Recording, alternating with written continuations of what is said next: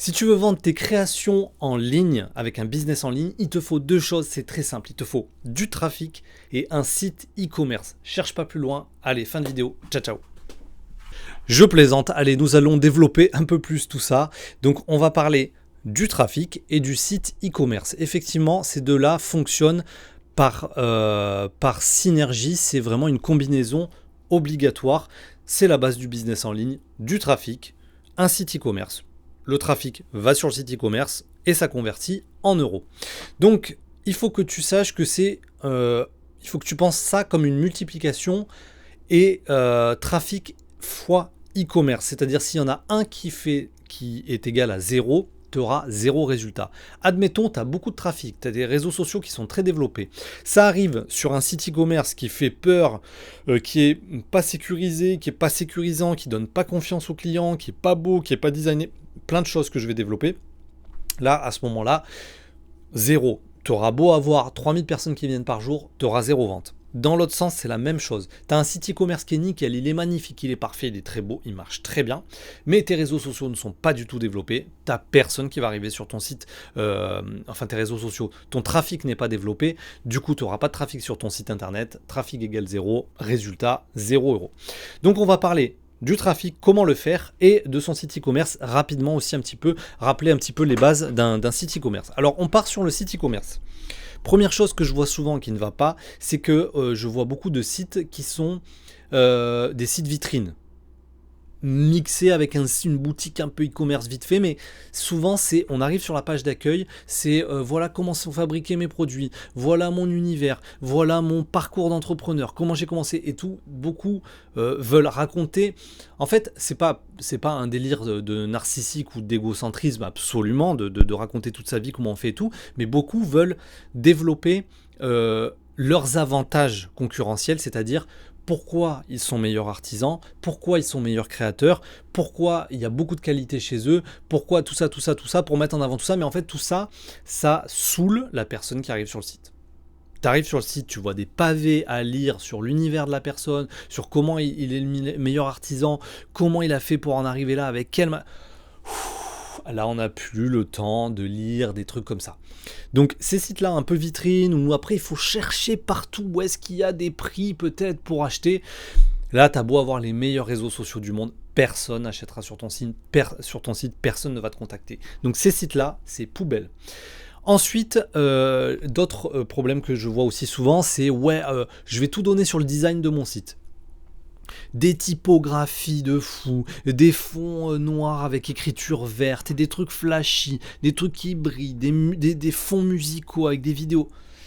Ça aussi, c'est poubelle. Il faut te dire qu'un site internet, s'il est trop atypique, il va beaucoup trop rebuter beaucoup de gens. Même si ces gens-là sont eux aussi atypiques, avant qu'ils accrochent avec le design que tu as fait, c'est vraiment pas gagné. C'est un peu comme une maison. Si tu essayes de vendre une maison et que par exemple la maison elle a 7 étages, elle a un jardin, c'est une forêt de 12 hectares et que en plus de ça tu as je sais pas moi 4 portes d'entrée avec, tu vois, un truc super chelou, super précis, les biens atypiques comme ça se vend très mal. Donc il faut que ton site internet maintenant voilà, il faut que le site internet soit sobre, simple, classe, clean, fonctionnel et qu'il accepte les paiements et qu'il rassure le client, le prospect. Donc c'est très très simple. Il faut que ton site internet ce soit fond blanc, écriture noire, typographie normale, qu'il accepte les paiements par carte, qu'il accepte les paiements via PayPal, qu'il ait un bas de page normal avec contact, à propos, politique de confidentialité, conditions générales de vente, tous ces trucs-là, tu vois, qui font que ça rassure le client.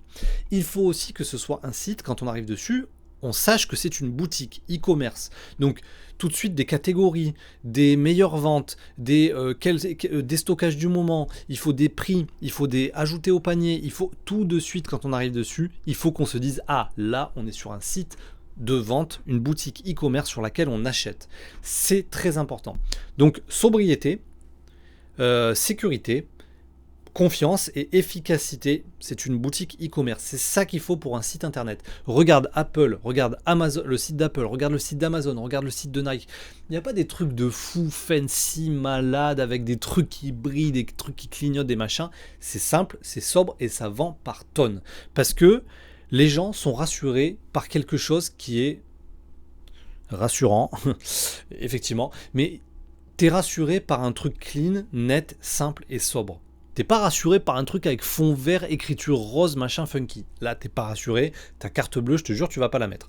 Donc, un site sobre, ça c'est très important pour commencer. Maintenant, on va parler de la partie trafic. Comment amener du trafic maintenant sur ton site internet? Tu as 3 possibilités. Le référencement, les influenceurs et les réseaux sociaux. On parle de la première, le référencement. Qu'est-ce que c'est que le référencement? Le référencement, c'est comment tu vas être positionné sur Google. Si tu es bien positionné, quand la personne va taper sac de randonnée, tu vas arriver, peut-être pas dans les premières positions, mais en tout cas sur la première page de Google. Là, c'est bien référencé. Mal référencé, tu es en 3e page, 4e page, ou tu n'es même pas référencé dans Google. Et on sait tous que la 2e page de Google, personne ne l'a jamais vue, c'est peut-être même une légende. Si on clique sur 2, je crois qu'il n'y a rien qui se passe. Donc personne ne va sur la 2e page de Google. Si tu es mal référencé, c'est quand même très embêtant. Le référencement, il y en a 2 types. Le référencement naturel, c'est-à-dire naturellement tu apparais dans les meilleurs résultats de Google, et c'est-à-dire gratuitement. En fait, le référencement naturel, c'est plutôt un référencement gratuit, des techniques de référencement gratuites pour apparaître en bonne place sur Google, et le référencement payant. Le référencement payant, c'est ce qu'on appelle le SEA, le référencement naturel, c'est ce qu'on appelle le SEO.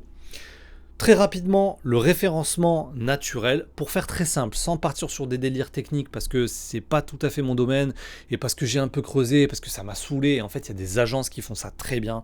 Tu peux payer 200-300 balles par mois. Choisis bien tes agences, parce que sinon tu risques de te faire complètement enfler. Mais pour faire simple, le référencement naturel, si tu veux le travailler toi de ton côté, 2 choses selon moi. Les backlinks, c'est-à-dire les échanges de liens avec les sites, c'est-à-dire un site concurrent, pas concurrent mais un autre site, qui va parler de toi dans son site et qui va mettre le lien de ton site dans son site. Exemple, tu vends des sacs de randonnée. Il y a un autre site internet qui lui vend des chaussures de randonnée. Dans son site internet, il va dire « Oui, voilà, nous avons les meilleures chaussures du monde de randonnée, nanana. Si vous voulez le meilleur sac de randonnée du monde, allez voir sur www.tonsiteinternet.fr ». Ça, c'est un échange de liens.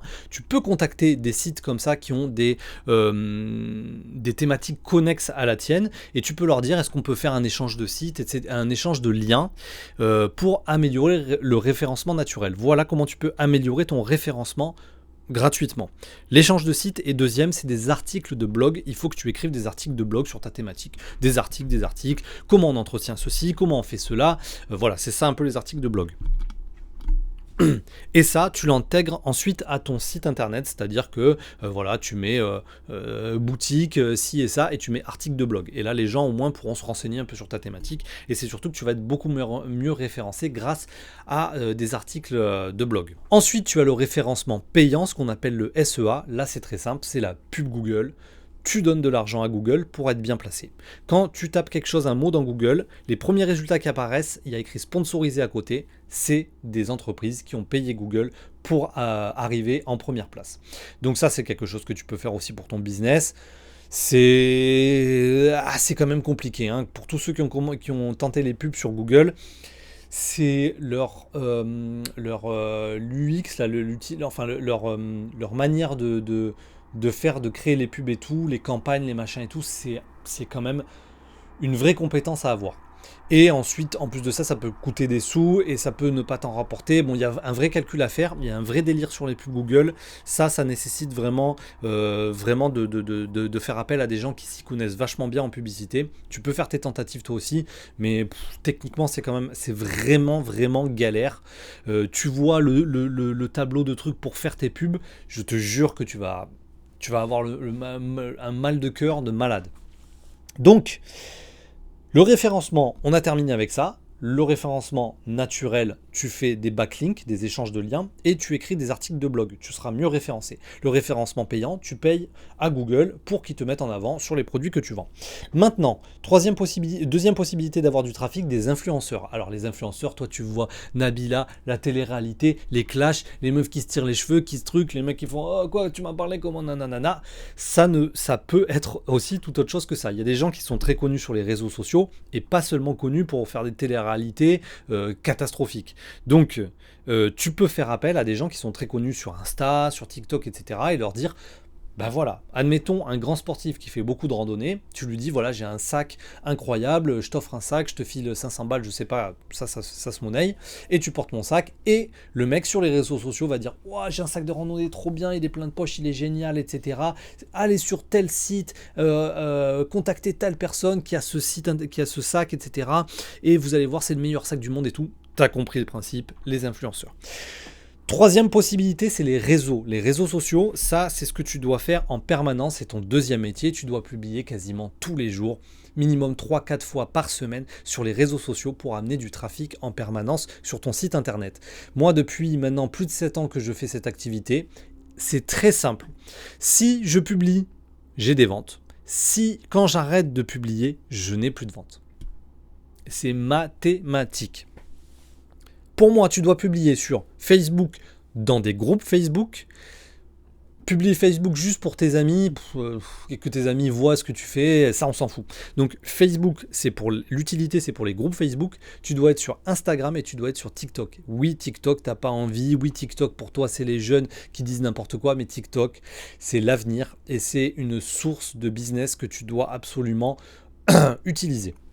Donc TikTok, Instagram et Facebook. Tu dois aussi savoir comment on publie sur ces plateformes. Faire 800 vues sur TikTok, c'est donné à tout le monde. Faire 1 million de vues sur TikTok, c'est pas donné à tout le monde. Sur Instagram, exactement même discours. Si tu veux savoir comment publier et comment vraiment faire beaucoup de vues sur les réseaux et comment que ton business de création vraiment se développe en ligne, tu peux me contacter parce que maintenant c'est voilà, du coaching et des formations que j'offre justement aux gens qui veulent vendre leur création en ligne. Il y a aussi possibilité, j'ai fait toute une formation qui est complètement gratuite, tu as le lien en dessous dans la description. C'est une formation qui dure 40 minutes qui t'explique les étapes justement pour faire un business en ligne. Et dans ton business de création, ça va beaucoup t'aider. Parce que les marchés, le business physique, etc., c'est super dur, ça marche pas tout le temps, c'est un peu en déclin, donc il faut que tu passes ton business de création en ligne.